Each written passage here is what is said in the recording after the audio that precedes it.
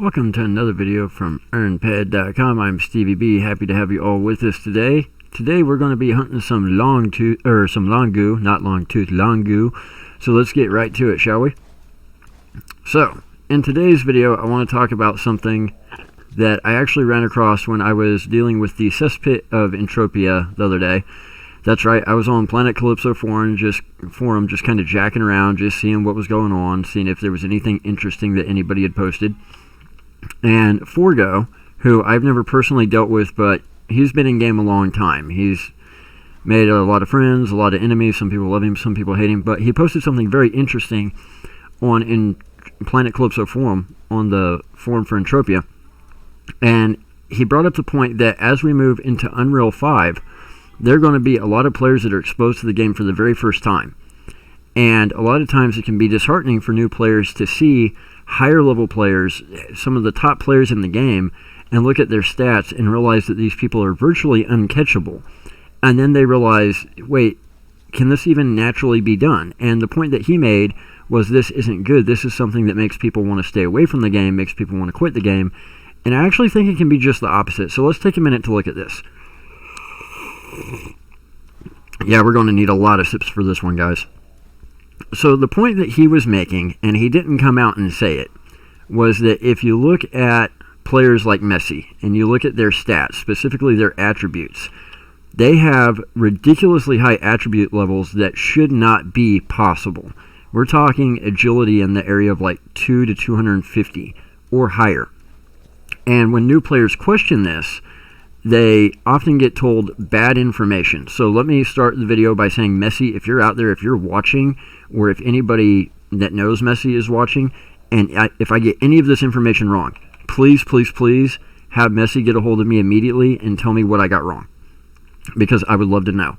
But they look at stats like Messi's, and they see his ridiculously high agility, and they start questioning it in chat channels. And a lot of times, other players get mad at these new players, and they go, well, how dare you question some of the top players in the game, like Messi or Eve, or, anybody with ridiculously high HP, ridiculously high stats. Or they get bad information, and the example that Forgo gave is people say, well, he owns a warp-capable ship. Well, a warp-capable ship has nothing to do with attributes, has nothing to do with gaining attributes. That's just ridiculous. I guess skilling on a mothership could allow you to gain some small amount of attributes, because you're going to be gaining skills from the mobs just like you would if you were skilling at Zykion, but it's not going to make 200 to 250 attribute points of difference. So I want to address that first. So how was it done? How did players like Messi end up with ridiculously high attributes? Well, back before Codex, back before Meta Codex, I think possibly even before I played, Next Island had a mission chain for Papu. Little bitty, low-level monkeys, super easy to kill, and it only required to kill like 50 or 100 or 250, something super small like that. It was not a large number. And if you completed this mission, you got an attribute. Specifically, you got, I believe it was agility. I've actually done that mission. I think I recorded it a while back. I don't think I ever uploaded it. But the kicker was, it was supposed to be a one and done. It was supposed to be one of those missions you do one time and then it's over. And when they first created the mission, somebody screwed up and made it repeatable. Well, that created an opportunity that if you knew it was repeatable, you could essentially camp that mission over and over and over, completing it multiple times a day, and just rack up agility points. And that's what players did. And then it was figured out that, hey, this mission's repeatable. People are gaining attributes, specifically agility, way too quickly. And a patch was updated, and the opportunity was gone. The mission started working as it was intended to work, as a one and done, not as an infinitely repeatable. So if you were one of the few players who was able to take advantage of that, awesome, good for you. You ended up with a lot of agility, a lot more than virtually anybody else is going to be able to get. And Forgo's point was, well, this isn't cool because other players can't do it. No, not at all. This is a real cash economy game. Life is not fair. There are opportunities that exist today that were not there last week. There will be opportunities next month that are not here today. If we could take all of life's opportunities and sum them down to one single moment, then that would make life very boring, very uninteresting. Not everybody takes advantage of every opportunity. There are times where you have to pick, do I want opportunity B or opportunity B or no opportunity at all? This goes into the cost in economics. I have 2 Hershey bars. I can eat one Hershey bar but not the other Hershey bar. What is my cost? My cost is the Hershey bar I choose not to eat. So just because that opportunity was there, just because some players took advantage of it and other players did not or cannot because it's since been fixed, that's not a bad thing. That just gets to the core of Entropia. If you're really the right person to be playing this game, you should be looking for those cracks in the system. You should be looking for those opportunities, and when they present themselves, take advantage of them. Now, this is not to condone cheating. This is not to condone something like using a Yogg pet to get around the buff limits for Mayhem.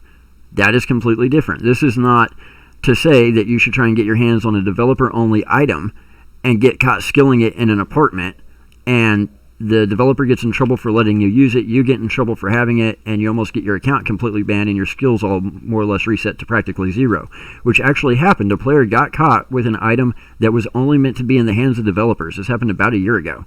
They got very, very lucky that their account was not completely suspended forever.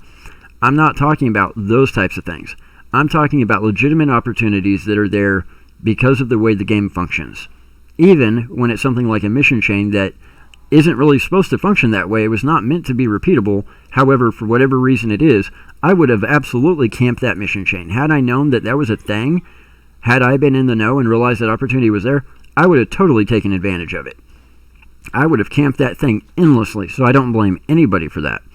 Now, the point Forgo makes is that this is bad because new players will see this and be discouraged, and they will decide that maybe Entropia isn't right for them. Well, if that's the kind of person that's playing, that's going to get discouraged by finding out there was a great opportunity, then they're in the wrong game. They're in the wrong place.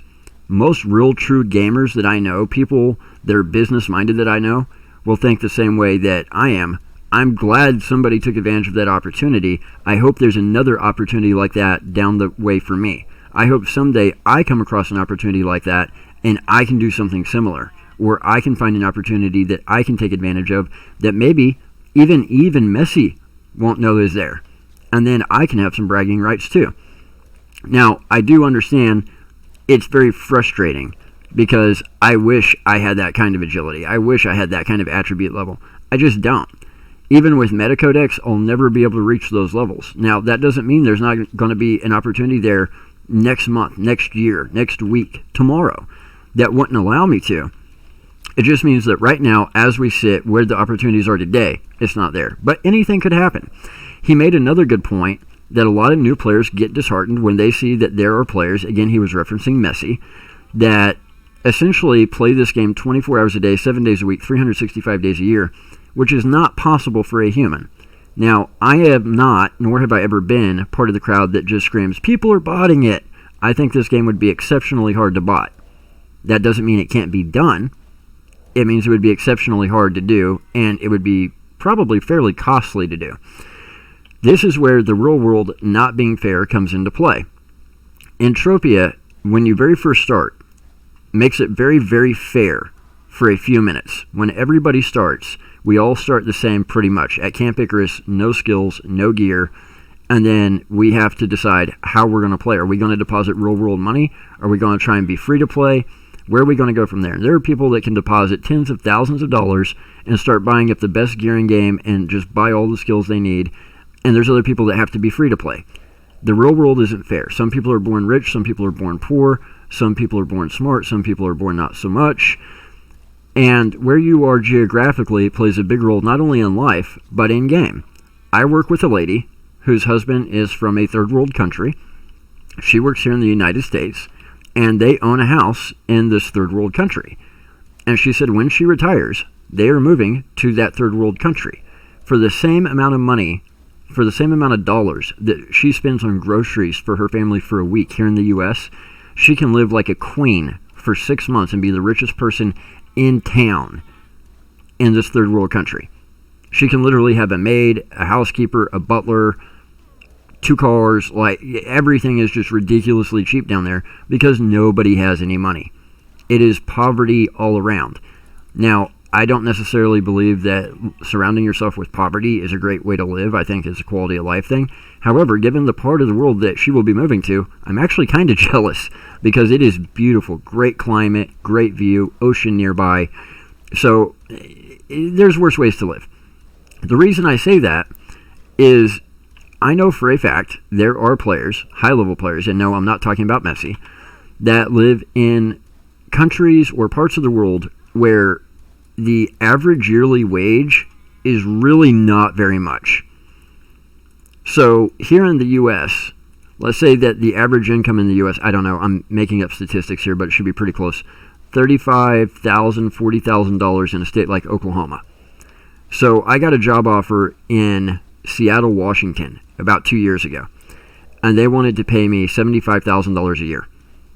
And I laughed at them. I said, $75,000 a year in Oklahoma, I've lived like a king. The average income in Oklahoma is like $35,000, $40,000 a year. For $150,000, I can buy a brand new 1,800 square foot, 3-bedroom, 2-bath home in a very nice neighborhood. However, in Seattle, Washington, that same home cost $1 million. So if you were to pay me $75,000, $80,000 in Oklahoma City, I can live like a king. I would be doing pretty good. However, in a place like Seattle, Washington, $75,000, I would need government assistance just to pay my bills and to put food on the table. And these people were wanting some of the rarest skills known to man. So I literally just laughed at them and I was like, yeah, please don't ever call me again. You just told me everything I need to know about how much you do not value your employees. So we can apply this same concept to Entropia. If there's a player that lives in the United States, like me, I can't create StevieB Incorporated and hire 20 people to do nothing but be dedicated to this game with me. However, if I lived in a part of the world, and I know that there's players for a fact that do this, where the yearly income for the entire year was, let's say, $500, and I was one of the wealthier people in that part of the world already, then I could create a company called StevieB Inc., and I could have 5 full-time employees who work 24 hours a day, 8-hour shifts, 3 employees working 8-hour shifts, so morning, noon, and night, and I could literally tell them, this is what you're going to hunt, this is what you're going to hunt it with, this is the setup you're going to use, the gear, the armor, etc., and I just want you to do that for your entire 8-hour shift, and then I want you to hand it off to the guy who works second shift, and he's going to do it for 8 hours, and then he's going to hand it off to the guy that works third shift, and he's going to do it for 8 hours, and this is what I want you guys to do all week. And then I could have 2 more people that work for me 24 hours a day, just as analysts to keep track of the economy, what changes MindArc made, what markup is going up on items, what markup is going down. I could have essentially a financial analyst, a stock analyst, analyzing this game instead of analyzing anything else, just keeping track of this in-game economy. I could have people who were dedicated to whatever I wanted. I could probably have 15 or 20 people working for me if I lived in a part of the world where the average income per year was $500. That's just not the case where I live geographically, but there are players who do have that real world advantage. This is a real cash economy game, and where you are in the real world, what your real world life is like, does have an impact on how you're able to play and what you're able to do. I will give you guys another example. People talk about earnped.com. Why don't I add functionality? Why don't I do this? Why don't I do that? I do not want it to be more successful than it already is. Earnped.com makes just enough money to pay the bills for the hosting, domain renewals, electricity, blah, blah, blah, blah, blah. You guys are the ones who really benefit from it being there, right? I don't want it to get more complicated than that for tax and legal liability reasons. I just don't. If it did, I would shut it down. I don't have the time nor the headache. I don't want it to make me $1,000 a month in profit to put in my pocket. I just don't. If I wanted to do that, I would do something else. I would pick another way to do it. However, there are people who live in a different part of the world that could very easily hire a team of programmers for $1 per day per programmer who can sit there and do whatever they want to their website, not just add functionality, not just update it all the time, but also marketing on and offline.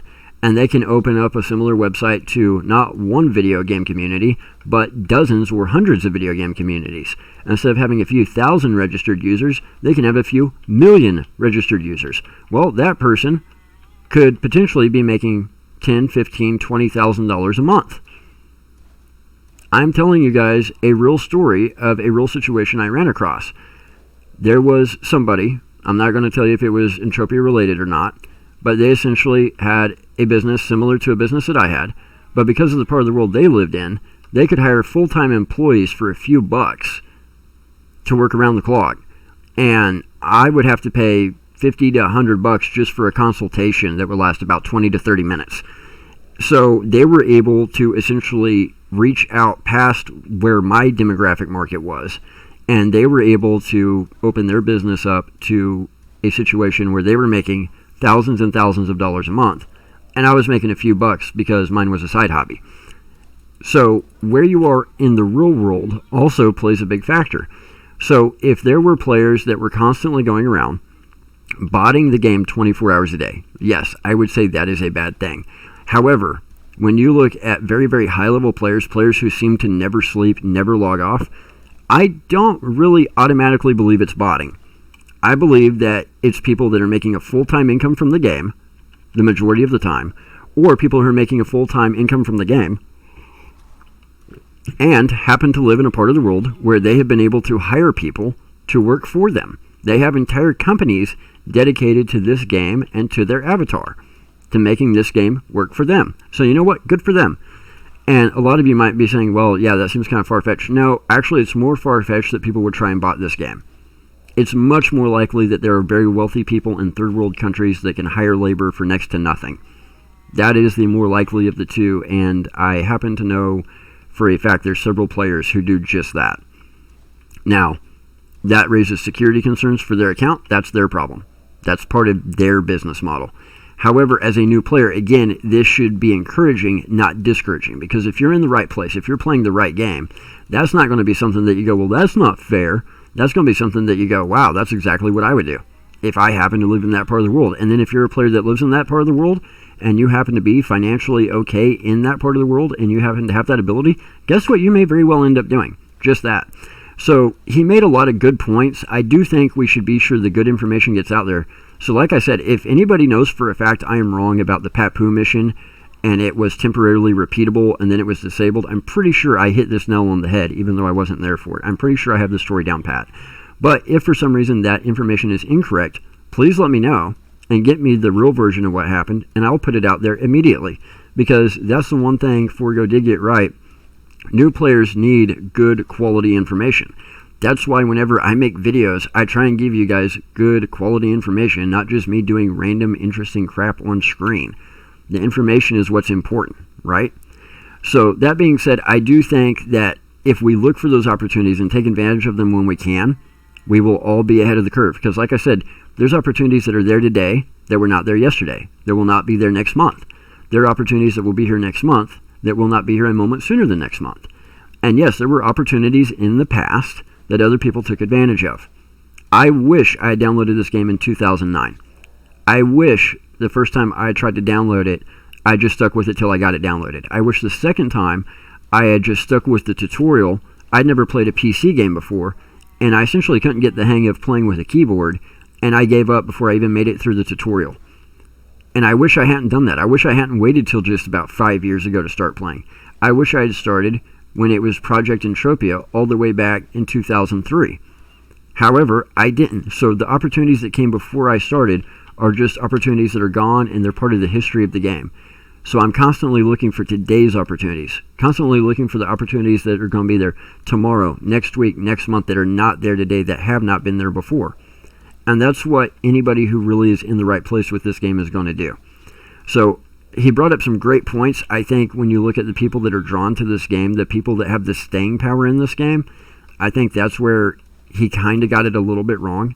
And I think it's about how you frame it to those people too. You can frame all that in a very negative light, but none of that is really negative. Most of that is very, very positive. Now, like I said, it has to be people who are right for the game to begin with. This game is always going to draw people who want to log in, deposit nothing, and make $1 billion in the next 20 minutes. They're going to be gone before they ever make it out of Icarus. Happens every single day in this game. Has ever since the game was created. It will until the internet ends up not being a thing and the world burns and there's no humans left to play. But Generally speaking, I think that everything that was brought up, even though it seems like a lot of negatives, I think it can be turned around and made into positives. There will always be a new opportunity right around the corner. We just have to find it and take advantage of it while we can. If we have the ability to use our real-world situation to give us an edge in the game, that's even better. So I think that this isn't something that necessarily has to be negative moving forward. I don't think it's something that has to discourage players that are starting today or that will be starting when Unreal drops.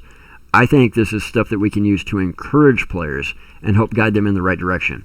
And if you're a new player and if you're having any of these experiences going, man, I missed these opportunities, I'm never going to be able to reach this person's level or their HP or their statistics, don't worry about it. Just know that there will be opportunities tomorrow that aren't there today. Use it as inspiration. And you never know. You very well may be the next person that sets a new record for most HP ever. You may be the first avatar to reach 1,000 HP. And I believe we will get there. Looking at the restoration chips that MindArc's been making lately, the limited restoration chips, they heal for far too large of an interval. Some of those chips do like 750 to 1,000 heals at a time. Nobody even has that much HP in game. So I know MindArc's headed somewhere. I just don't know where they're heading with all this.